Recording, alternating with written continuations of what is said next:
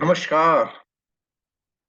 Manmohan Jindal, x Canara bank. So, due to huge NPAs or other collecting dues, implying debt recovery agents is a common practice nowadays in banks and financial institutions. For appointment, a exam has to be passed, which is conducted by the Indian Institute of Banking and Finance, and a 100 hours or 50 hours, as the case may be, training to be obtained for the debt recovery agency or to be employed as a debt recovery agent. So, to crack the exam, selected MCQs are discussed here, which may appear in the debt recovery agents exam. So, first of all, is that disclosing the details of the customer debt with the third party is prohibited in India and also in USA. It is not permissible in India, not permissible USA, or it's not a good thing, and privacy policy is followed by the banks. So answer is prohibited in India and also in USA. When the agency contract does not provide for any fee or other remuneration, the principal may be liable to pay the agent only fee as per. तो जो फी contract act में है वो देनी पड़ेगी या customary practices of the industry के मुताबिक देने पड़ेगी। तो answer is the customary practices of the industry. In your anxiety for recovering the dues, आप अति उत्साह में जब ड्यूज रिकवर करने जाते हैं, you likely to be inclined to using harsh and threatening language. आपने कभी हार्श और थ्रेटनिंग लैंग्वेज की यूज की है या करने जा रहे हैं या आप करते हैं।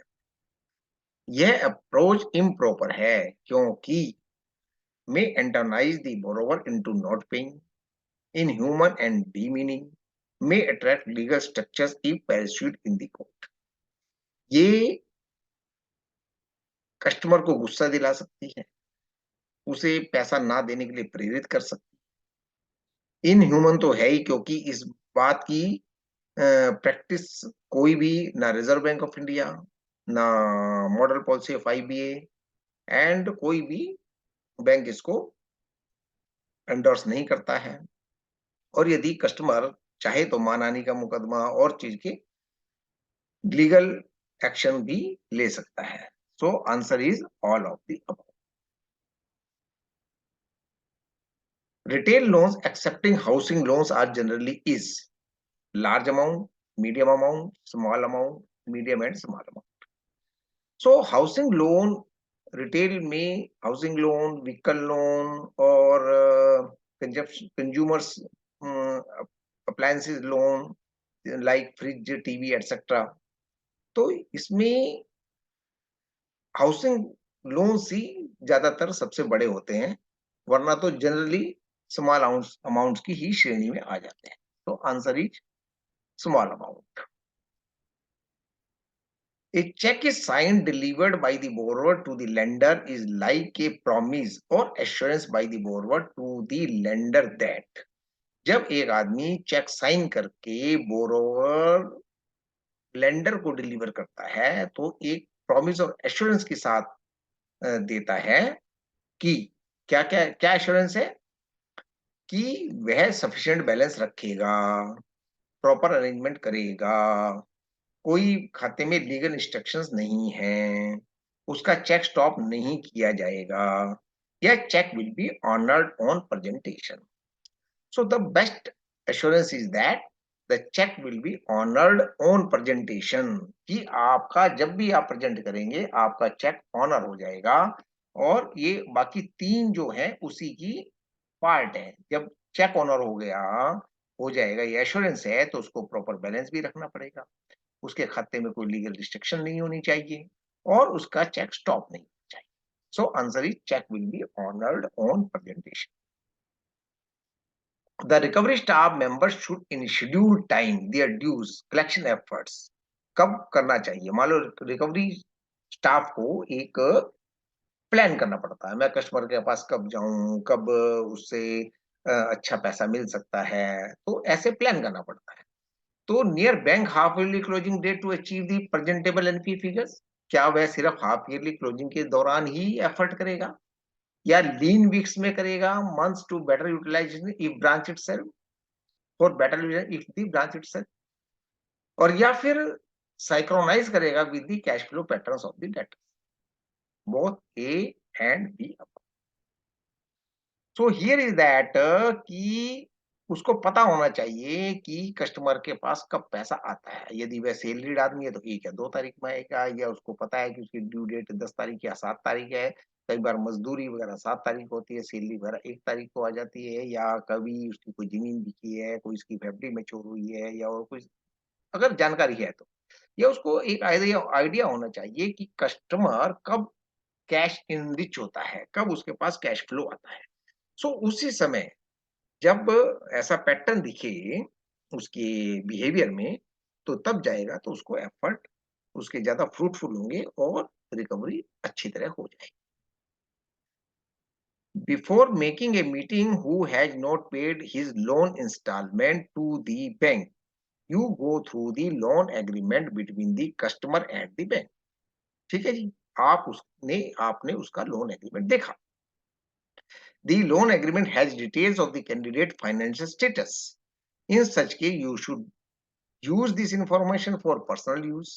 Make note of this information, carry this notice for reference during the recovery process. Not refer to this information at all or discuss the information with customers, friends and family.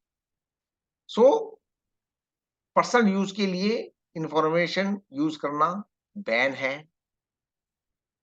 Refer ही ना करें तो वो ignorant रहेगा और अच्छी तरह अपना case को प्रेजेंट नहीं कर पाएगा। और कस्टमर के फ्रेंड्स और फैमिली से भी डिस्कस करना एटिकेट्स के खिलाफ है और इसको बैंक एंडोर्स नहीं करता है। सो the best option is that make note of this information and carry this notice for reference during the recovery process. You call a customer and introduce yourself over phone. आपने एक customer को phone किया और अपने आप को introduce किया। Initially, the customer listens to you patiently, but as soon as you begin to remind him that he has defaulted in paying his dues for the past 3 months, he loses his patience and temper and speaks very rudely to you. You inform the customer that you will be terminating the call, at which the customer completely loses his temper. In such case, what will you do? Inform the customer once again before terminating the call. Not cut the call and go on as usual. Lose your temper at the customer. Transfer the call to another TR. So, due to etiquette, he should inform the customer politely that at present I am terminating the call and call you afterwards when the things will improve. Call को ना cut करके ऐसे ही बहस बहस करते चले जाएं, that is not good. आप भी अपना टेम्पर लूज करें, दैट इज नॉट गुड। और दूसरे डीआरए को तो कॉल ट्रांसफर नहीं कर सकते क्योंकि वो कस्टमर आपके द्वारा वो ही अलॉट किया गया है। So inform the customer once again before terminating the call. You had fixed a meeting with the customer to meet him at 4 p.m. At 3 a.m. he calls you and cancels the appointment. What do you do in this situation? Customer को 4 बजे का time दिया था, 3 बजे उसने कहा साहब जी मुझे कोई दूसरा काम आ गया है, मैं दूसरी इंपॉर्टेंट मीटिंग में हूँ, या मेरे घर के अंदर ये कुछ चीजें डेवलप हो गई हैं, मुझे उसको पहले अटेंड करना है, या कोई और सर्कमस्टांसिस में फंस गया है, तो आपको कॉल करता है कि मेरी अपॉइंटमेंट कैंसिल कीजिए और मैं किसी और दिन मिलता हूँ। तो agree to cancel the meeting and report the same to the bank. Pressurize the customer to meet you at the scheduled time. Ignore his request for canceling the meeting and reach the customer at the scheduled time. Or falsely inform the bank that you have met the customer. So the best option is that agree to cancel the meeting and report the same to the bank. सच कहना, सुखी रहना। Customer को pressurise ना करें कि मैं उसी समय मिलूंगा। उसकी कस्टमर की को इग्नोर ना करें उसकी रिक्वेस्ट को, और उसके घर सीधे ना जाएं। और फास्टली भी अपने प्रिंसिपल को इन्फॉर्म करना एटिकेट्स के खिलाफ है और आपकी मर्यादा के खिलाफ है। So answer is agree to cancel the meeting and report the same feedback. You are interacting with a customer who is abusing, जो कस्टमर अब्यूजिव है, and threatens to beat you, और आपको मारने पीटने की धमकी देता है।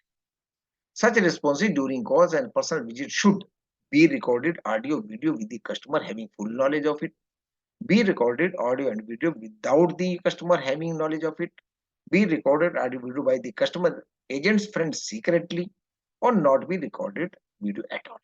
So इस टाइप की चीजों को रिकॉर्ड तो करें, परंतु कस्टमर को इसकी नॉलेज होनी चाहिए कि उसका एक्शन रिकॉर्ड हो रहा है। बाकी तीनों ऑप्शन ठीक नहीं है। फर्स्ट ऑप्शन इज गुड, आप उसको सीक्रेटली नहीं बना सकते, और रिकॉर्ड ना करना भी थोड़ा उसके अगेंस्ट आ जाता है कि आपको कम से कम अपने प्रिंसिपल को बताना है कि मेरे साथ ये हो रहा है, ये कस्टमर मुझे गाली दे रहा है, मुझे पीटने की धमकी दे रहा है। तो उसमें कस्टमर आपका प्रिंसिपल बैंक या financial institution will aware. So thank you very much, this is from my side, and B learned and crack your exam.